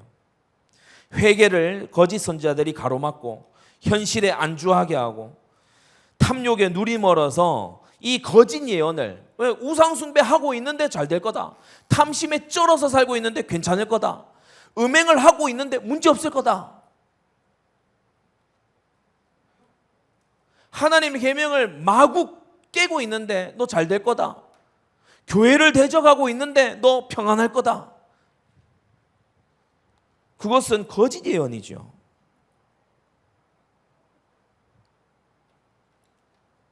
마지막 심판을 피할 수 없는 이유 세 가지는 뭡니까? 거기 5장 1절에 보면요, 세 가지를 제가 정리해 드립니다. 5장 1절, 심판을 피할 수 없는 이유는 하나님께서 예전 소돔성에서도 이 잣대를 적용하셨는데 5장 1절, 네가 만일 공의를 행하며 진리를 구하는 사람을 한 사람이라도 찾으면 내가 이 성을 사하리라 라고 했는데 없는 거예요. 그러니까 소돔성은 10사람이 없어서 망했죠. 근데 지금 이 유다는 더 심각한 상태입니다. 10사람은 고소하고 한 사람도 없어요. 맹세해도 거짓 맹세다, 2절에 그렇게 나오죠. 맹세해도 전혀 안 지키니까 서원해놓고 다 펑크 내니까, 서약해놓고 헌신짝처럼 버리니까 거짓 맹세다. 두 번째, 심판을 피할 수 없는 이유 6장 13절입니다.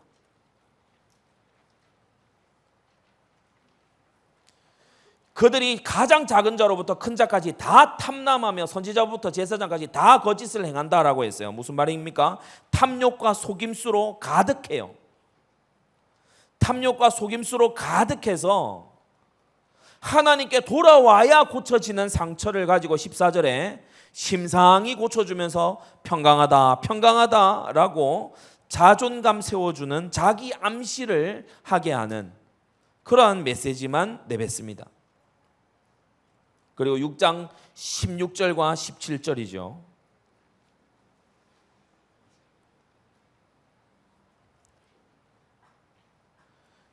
너희는 길에 서서 옛적 길 곧 선한 길이 어디인지 알아보고 그리로 행하라. 너희 심령이 평강을 얻으리라 하나 그들이 대답하되 우리는 그리로 행치 않겠노라 하였으며 내가 또 너희의 파수꾼을 세웠으니 나파 소리를 들으라 하나 그들의 대답이 우리는 듣지 않겠노라 하였도다. 이들은 계명과 말씀에 대해서 완강히 거부해요. 하나님 말씀입니다. 들으세요. 안 듣겠다는 거예요.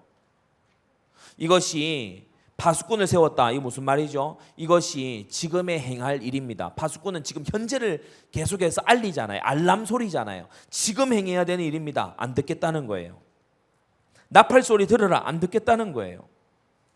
심판을 피할 수 없는 이유는 공의를 행하는 자가 없기 때문이고 다 탐욕과 속임수에 쩔어 있기 때문이고 하나님의 말씀과 계명을 거절하기 때문이다.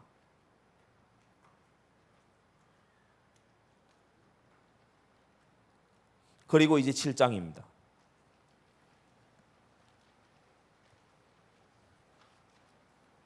성전 설교. 개회 예배 때 말씀드렸습니다. 이웃에게 공의를 행해야 된다.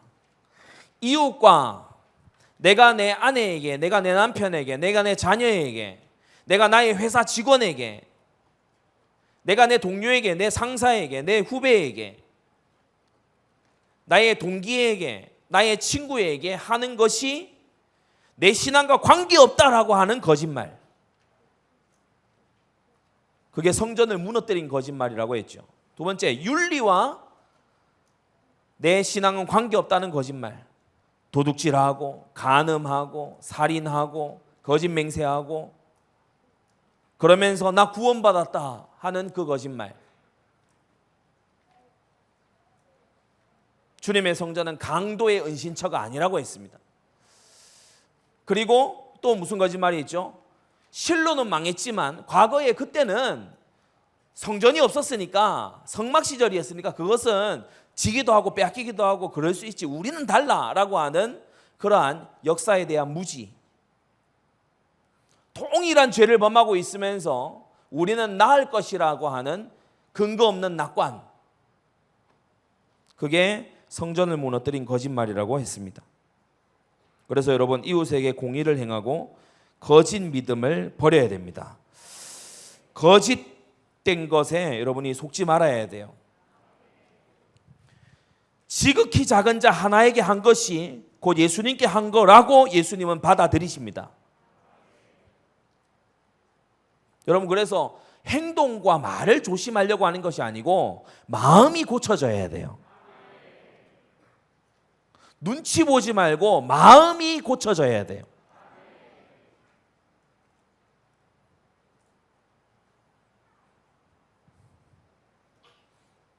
윤리는 신앙과 밀접한 관계가 있습니다. 지금 이 예레미야 시대에 하나님이 성전을 버리시고 회파시키시고 나라가 망하는 이 일 속에요. 너희가 전도를 안 해서 그렇다. 선교를 안 해서 그렇다. 그 말씀 없습니다. 심지어는 너희가 성전을 안 지어서 지금 망했다. 그런 말도 아닙니다. 지금 성전은 버젓이 있었습니다. 그리고 금으로 치장된 성전이 있었어요. 뭐 때문에 망해요?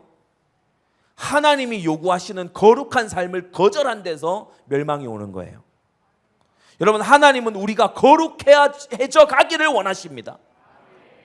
도둑질하지 않고 간음하지 않고 거짓 맹세하지 않고 바알 숭배, 탐욕 숭배하지 않고 거룩해지기를 하나님은 정말 원하신다는 거예요.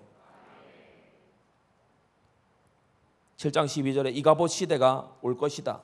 너희는 그렇게 안 올 거라고, 이 성전이 있는 한 하나님의 임재는 우리를 떠나지 않을 거라고 생각하겠지만 개회 예배 때 말씀드린 대로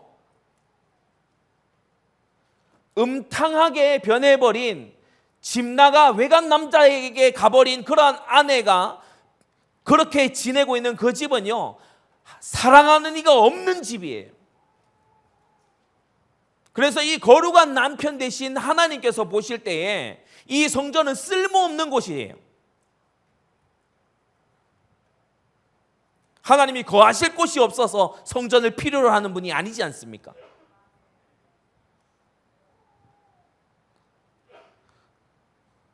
그래서 교회는 부름받은 거룩을 향하여 나아가는 사람들의 모임입니다.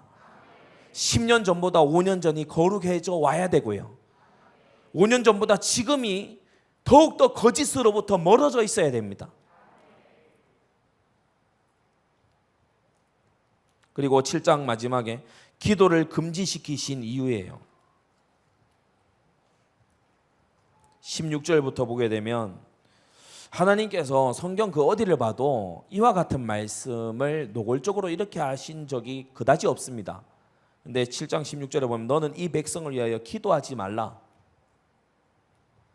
그들을 위하여 부르짖어 구하지 말라. 내게 간구하지 말라. 내가 너를 듣지 아니하리라 하셨죠. 왜 이런 말씀을 하십니까? 그것은 바로 7장 10절 이하로 보게 되면 그들이 하늘 황후를 위하여 과자 만들면서 섬겼어요. 이들은 온 가족이 하나님이 싫어하시고 미워하시는 우상 숭배에 화기애애했어요. 18절의 이 모습을 보세요. 자식들은 나무를 줍고 아비들은 불을 피우고 부녀들은 가루를 반죽하고 완전 피크닉이에요. 잔치라고. 하늘 황후를 위하여 과자를 만들고 다른 신들에게 전제를 부음으로 나의 노를 격동해요. 온 가족이 일심동체가 돼가지고 우상 숭배를 행하고 있어요. 그러니 그들 중에 한 사람이라도 지각 있는 자가 우리 하나님 앞에 돌아가야 한다 말하는 자가 없으니 너는 이들을 위해서 기도하지 말라는 거예요. 여러분, 가정 중에 한 사람만이라도 깨어서 기도하기 시작하면 우상은 무너집니다. 불신은 무너지고 거역은 무너지게 되는 것입니다.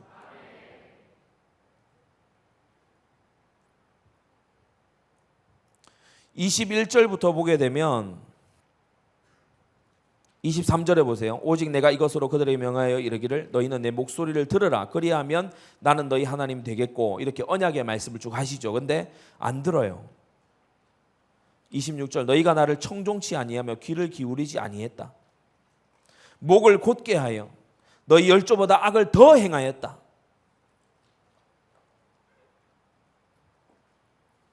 그래서 청종하지 않고 악한 마음대로 고집하기 때문에 기도하지 말라는 것이고,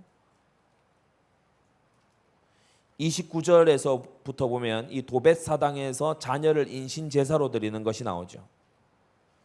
죄를 범하는 것 중에 최악의 죄입니다. 이것이 바로 자신의 부귀와 영화를 위해서, 자신의 행복과 안위를 위해서 자녀를 우상에게 내다 바치는 그러한 참극이 도벳사당 살육의 골짜기에서 벌어진 거예요.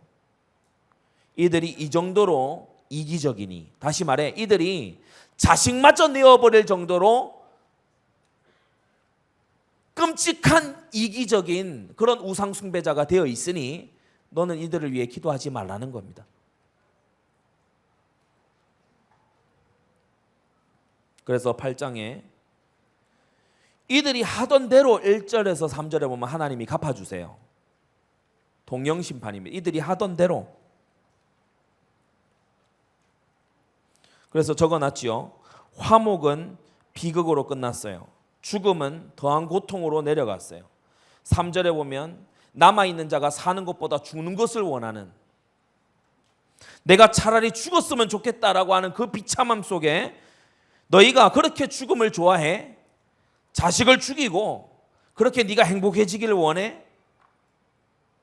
말씀을 끝까지 듣지 않고 네 악한 길을 고집해? 그러면 그 길로 한번 가봐. 그게 8장 1절에서 3절입니다.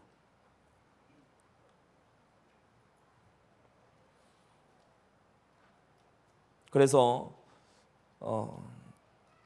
한 이제 분은 이렇게 설명했더라고요.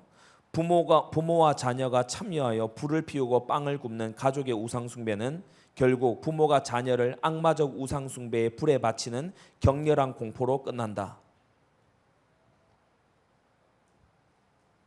화목하게 시작했는데 비극으로 끝났어요. 함께 하나님을 거역하는 것에 의기투합했는데 차라리 죽여달라고 할 그러한 비참함 속으로 들어가고 말았어요. 우리 예레미야 8장입니다.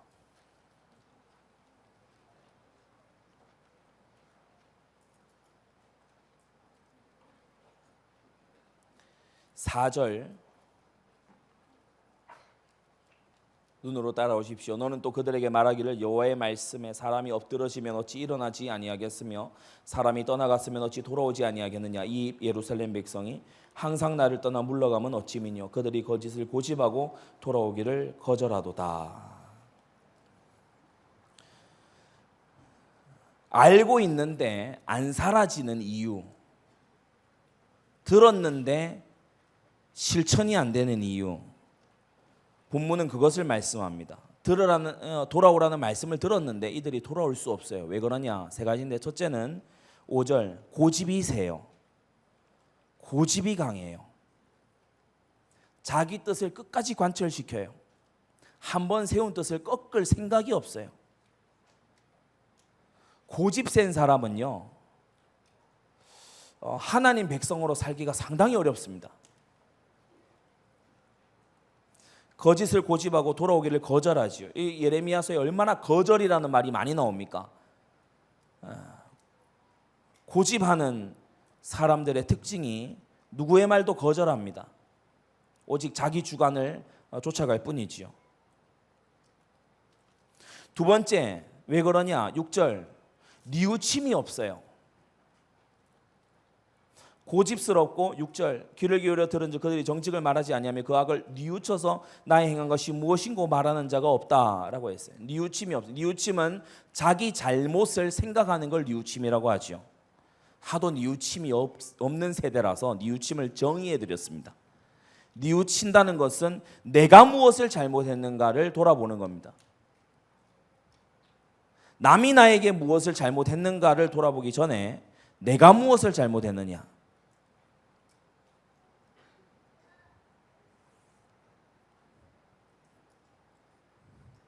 아는데 사라지지 않는 이유는 뭐냐 하면 바로 12절 부끄러워하지 않아요.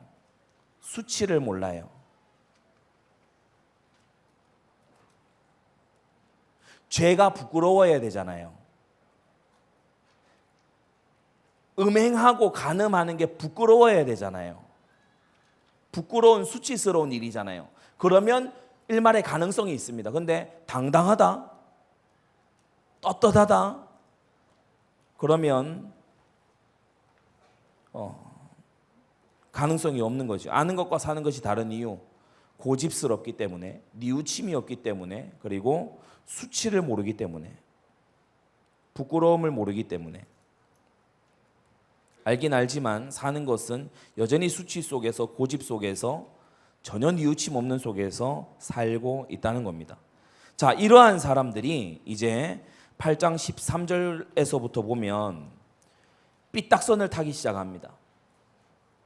예레미야가 지금 7장에서부터 성전에서 쳐서 설교하고 너희가 구원의 확신이 있다고 하는데 너희가 범죄하고 굉장히 삶을 악하게 사는, 죄짓고 사는 그것 때문에 하나님이 이 성전을 버리셨다. 그 말을 듣고서 이들이 내놓은 반응입니다.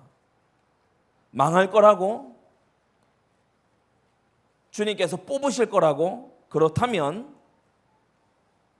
14절 우리가 어찌 가만히 앉아서 망하랴.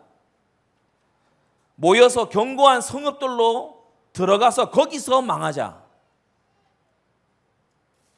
굉장히 삐딱하게 징계하시는 하나님을 악한 분으로 몰고 가는, 자신들의 죄는 뉘우치지 않고 심판을 예고하신 하나님을 악하고 잔인한 분으로 몰고 가는 그러한 죄인들의 모습입니다. 14절 후반부의 말씀은 참 참람된 표현이라 우리가 여호와께 범죄하였으므로 우리 하나님 여호와께서 우리를 멸하시며 우리에게 독한 물을 마시우심이니라. 그러니까 하나님 앞에 우리가 죄 지은 거 맞는데 하나님이 우리에게 독한 물 그거를 우리에게 마시게 하시니까 우리가 나가서 망하자라고 그렇게 삐딱하게 원망하는 모습을 보게 되지요.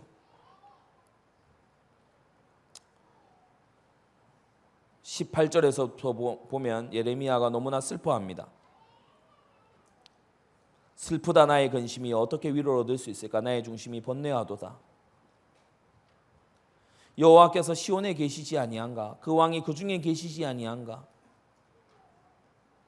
그러나 여호와께서는 이르시기를 그들이 어찌하여 그 족각한 신상과 이방의 헛된 것들로 나를 경노케 하였는고 하시니 추수할 때가 지나고 여름이 다하였으나 우리는 구원을 얻지 못하는구나. 이렇게 표현하는데 이 20절의 이 말씀이 무슨 뜻인가 하면 우리가 회개의 때를 지금 놓치고 있다.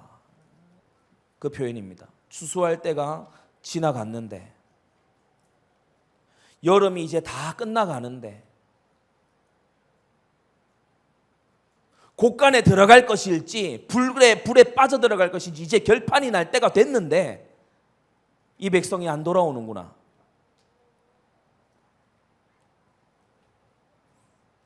회개는 나중에 하기에는 너무 늦습니다.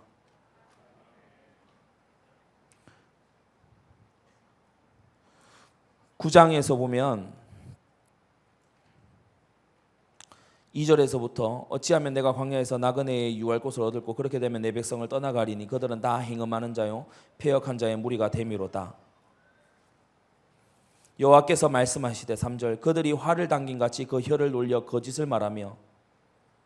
그러니까 이게 지금 만연한 죄악상을 16절까지 쭉 말씀하시죠. 가장 먼저 혀를 놀려 거짓을 말하는데 화를 당긴 같이 공격할 대상을 향해서 거짓으로 참소하고 강성한데 진실하지 못해요. 악에서 악으로 진행해요. 그러니까 아주 계획적인 악이죠. 나를 알지 아니한다. 못한다가 아니고 아니한다. 적극적으로 하나님을 알기 싫어하는 거죠. 너희는 이웃도 형제도 아무도 믿지 말아라. 왜냐하면 형제마다 온전히 속이기 때문에 이웃마다 다니며 비방하기 때문에 각기 이웃을 속이고 진실을 말하지 아니하고 혀로 거짓말하기를 가르쳐줘요. 이렇게 거짓말해야 그럴듯하다. 저렇게 거짓말해야 안 걸린다. 이걸 가르쳐주고 악을 행하기에 수고해요. 처소가 괴울 가운데 있어요. 괴울로 가득 찬 거죠. 그래서 7절에 그들을 녹이고 연단하리라 라고 했는데 제가 8장에서 10장의 이 타이틀을 괴롭게 하여 깨닫게 하리라로 잡았습니다. 그들을 녹여서 연단하겠다. 혀부터 나오죠. 또 다시 8절에 죽이는 화살과 같다. 거짓을 말하며 입으로는 그 이웃에게 평화를 말하나 중심에는 해를 도모해요. 딱 이 두 마음을 가지고서. 그래서 이 9장 9절에 너무나 하나님의 엄중한 이 말씀, 주님의 무게에 있는 이 말씀이 주어지는 겁니다. 내가 이 일들을 인하여 그들에게 벌하지 아니하겠으며 내 마음이 이런 나라에 보수하지 않겠느냐. 다시 말해 복수하지 않겠느냐.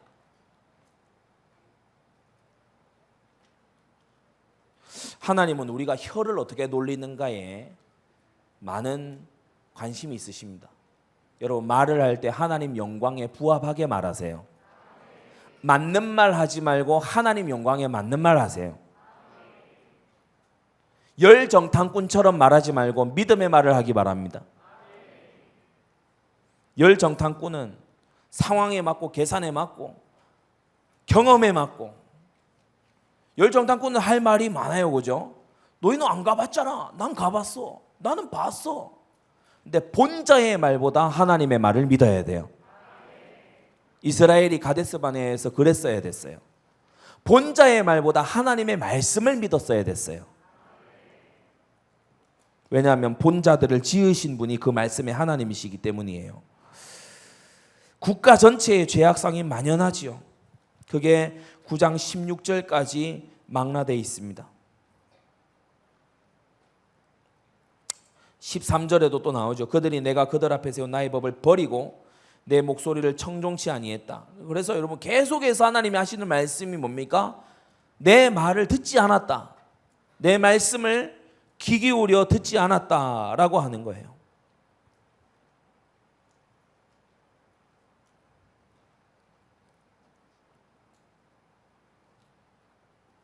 17절 곡하는 부녀들, 호곡꾼들을 이제 아이고 아이고 하는 곡소리 내는 그런 사람들을 불러 모아라. 이들로 하여금 울게 해라.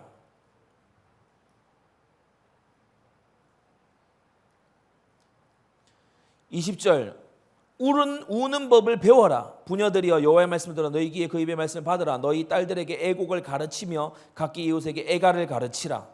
장송곡을 가르쳐라. 애가를 가르쳐라. 슬픔의 노래를 가르쳐라.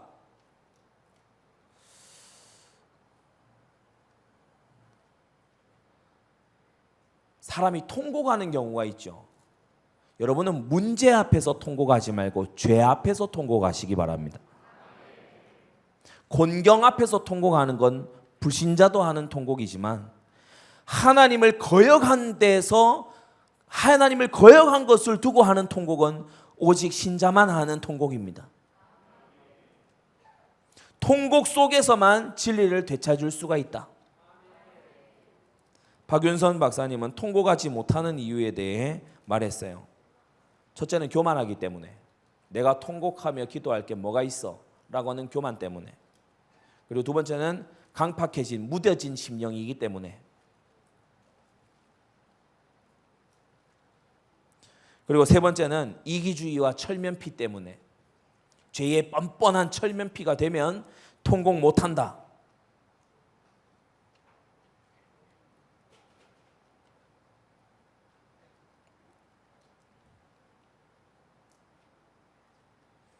그래서 작년에도 이 말씀을 드렸죠. 9장 23절, 24절의 이 말씀을 따로 떼내서 읽으면 마치 자랑할 거, 간증할 거를 잘 골라 해라 이 정도 말씀쯤으로 들리지만 우리가 예레미야서의 흐름을 쭉 보면서 읽으면 뭐냐면 지금 지혜 있다고 용맹하다고 자랑할 계제가 아니에요. 통곡해야 될 때지. 그 바로 앞절에 뭐라고 나옵니까? 여호와의 말씀에 사람의 시체가 분토같이 들에 떨어질 것이고 추수하는 자의 뒤에 떨어지고 거두지 못한 뭇같이 되리라.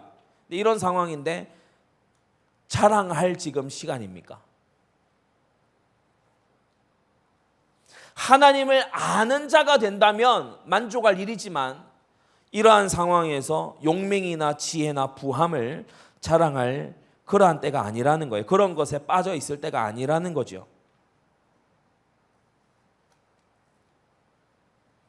25절입니다. 날이 이르면 할례 받은 자와 할례 받지 못한 자를 내가 다 벌하겠다.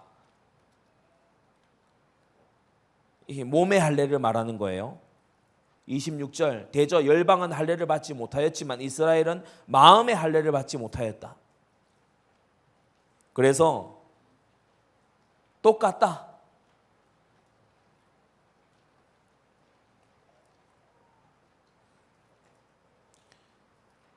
우리가 마음의 할례가 없다면 이 9장 26절 마음의 할례 이것이 없다면 성전도 하나님은 내어버리시고 하나님이 주신 율법도 우리가 8장 8절에 가서 보면 무용하게 되고 육신에 행한 할례도 효력 없게 돼요. 다 벌하겠다 하셨잖아요. 할례 받은 자나 받지 못한 자나 내가 다 벌하겠다고 하셨잖아요. 마음의 할례가 없다면 이 모든 겉모습, 겉모양, 겉으로 그럴듯한 거 그거 아무 효력이 없다. 오늘 10장 들어가기에 앞서서 여기서 좀 멈추겠습니다. 왜냐하면 너무 중요한 부분이기 때문에. 종교인 수련회 스케줄 다 하고 필기 잘해도 마음의 할례가 없으면, 마음이 찢어지지 않으면, 마음이 도려내지지 않으면, 마음이 갈라지지 않으면, 마음에서 피가 흐르지 않으면 이 모든 건 아무 소용이 없어요.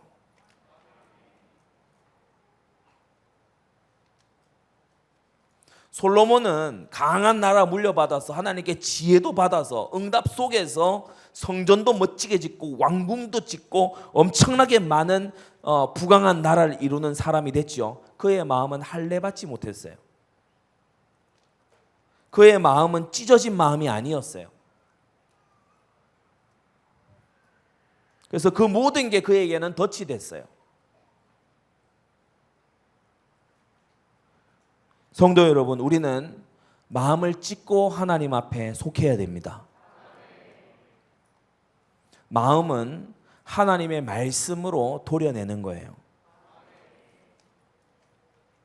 마음의 딱딱한 부분을 말씀의 칼을 들고 그 마음의 딱딱한 부분을 도려내야 돼요.